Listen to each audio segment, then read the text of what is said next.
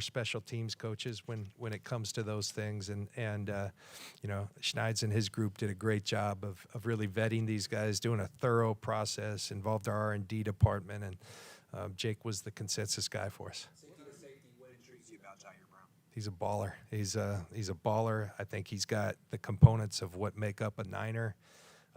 We had consensus, coaches to scouts it was all around the building.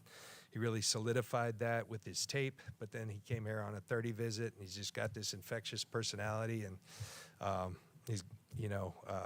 know something's been made about him not running a real fast 40. Our R&D department has, some of the fastest times amongst the safety stack, so I think he plays fast. He's good up towards the ball production, 10 interceptions over the last couple of years. He's just a really good football player. And then when you add the person, he's a team captain. It's just like Steve Wilkes said, that's my dude right there. And everybody in the building wanted that guy. Our top target of the guys we identified that we thought had the best chance of being there in the third, where we picked, we didn't think he'd be there at 99. I didn't think he'd be there. Quase said no once, but then we got back on the phone, and thank you to Quase and the Vikings for letting us get up there, and really happy to have Ji'Ayir Brown. Correct me if I'm wrong, but I feel like kicker is probably not a position you like to spend a lot of time thinking about. How important is it for you to kind of have somebody that you can trust and just have that peace of mind that you don't have to worry about it? Very important, because I don't want to have to think about it, which I've been fortunate in that area for the last 6 years. So it's been awesome with Robbie. We haven't had to worry about that spot, how consistent he's been with making field goals. I think I've said before, it was the first time in my career that I always actually, just energy-wise, always felt like the kick was going in. And he earned that with us, and probably starting with our first year when he didn't miss one. But it's not fun to have to go replace that. I still can't believe we didn't take a running back. But, it was a necessary need.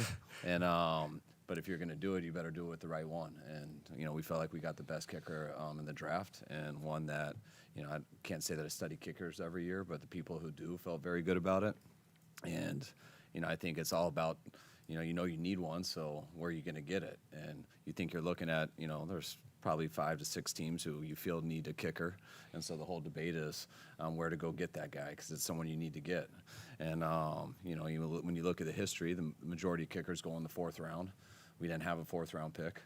The guy was not going to be there in the 5th round. And when you look at pick 99, I know they call it the 3rd round, but to me it's 7 picks after the 3rd round ends. So I feel like it's the start of the 4th round. So to me, that was the spot that we felt would be the spot to get him. But that's why we were also nervous that someone could come up to 100 and take him. So I'm very glad that we got him. But yeah, it's not quite as fun as some other things can be. But I think it would be if we'd had a bad kicker for the last 6 years. I think everyone would be like, all right, we finally invested and we got one. But, when you have one who's been like Robbie and so consistent, it's a little anticlimactic, but it was something that is extremely important. Did you guys get any texts, good or bad, from other draft rooms after the kicker pick? Other special teams coaches who coached me throughout the career, so that's always good. That Were they like, whoa, dude, you stole that guy? Or like, great, wow. great pick, great spot. So that meant something to me, because I respect this guy. He's one of the better ones, and those guys tend to know. Most of my friends made fun of me. Most of my friends made fun of me. They're trying to make me feel insecure about it. We don't. So. Picked in Ann Arbor, sway things like, bad weather, upper Midwest, that sort of thing. I think it helps. Yeah, a little bit, of the story that was shared with us too. There was a guy who had arrived there before him, who was a really highly recruited guy, more heralded than Jake, and Jake came in, was pretty good. Harbaugh put him through, a competition, as explained to me that only Jim Harbaugh, could do, and it was pretty intense, and the kid was nails, and really, kind of fought through that to win the job over a guy who was a really big recruit and all that, and so they really speak of him glowingly there. And Schneid's got to be there. Brian Schneider got to be there, spent some time with them, and really became convicted that not only the way this guy kicks the ball, both on his kicks and in kickoffs, but the personality, which is important for that position, the confidence, the steadiness, was all there. Was the Brown pick, was that kind of looking ahead a year when you're not, when you would Gip on a one-year deal and his age and everything like that? Or is it something where you think he can compete for a starting job now?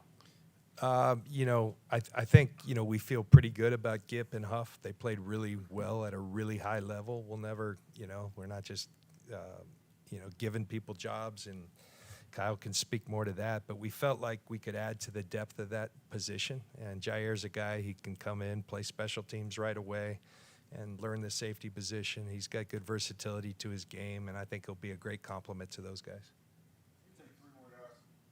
Kicker question. Moody was the highest drafted kicker since Roberto Aguayo in 2016. That did not work out well. It's like he's just a cautionary tale of, when you draft a kicker like this, Yeah. be careful.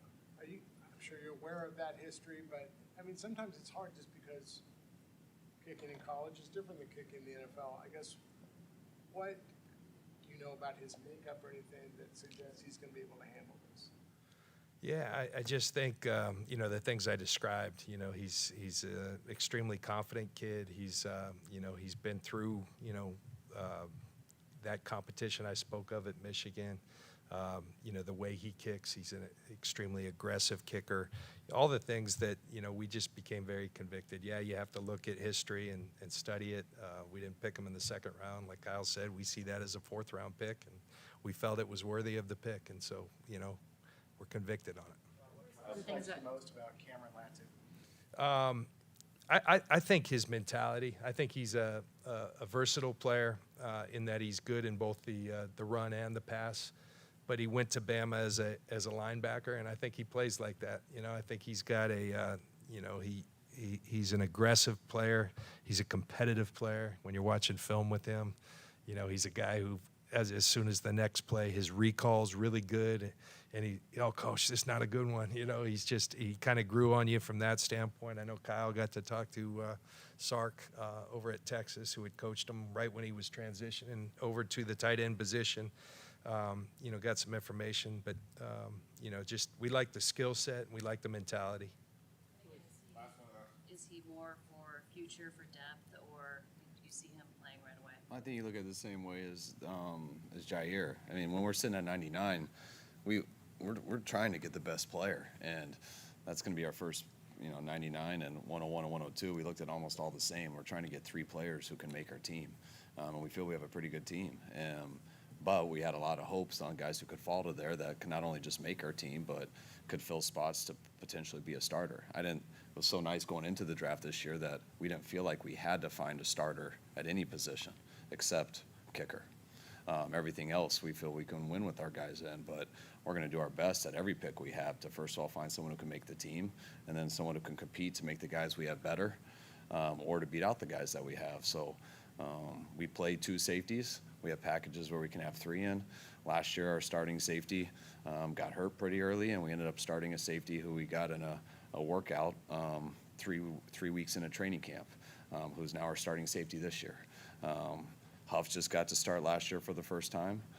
We were fortunate there with health and everything, but to add some depth, and also a guy who we believe could have gone in the second round and been a starter somewhere else. We feel we got a real good player who's going to help our team. And the tight end is the same situation, I think, is really the safeties. And I think we have a number of other positions like that hopefully we can address tomorrow. All right, real quick, Matt. Just a bookkeeping thing. You said that you hadn't talked yet. This a couple days ago, you hadn't talked yet to Brandon or Javon Kinlaw about whether pick up the 5th-year option. Have you talked to those 2 guys yet? I talked to both of them. Brandon, we're going to exercise that 5th-year option. We won't with Javon. I talked with Javon. Still looking for great things from Javon. Javon's having an outstanding offseason. He's in a great place, and he's excited about what's to come as our we for him.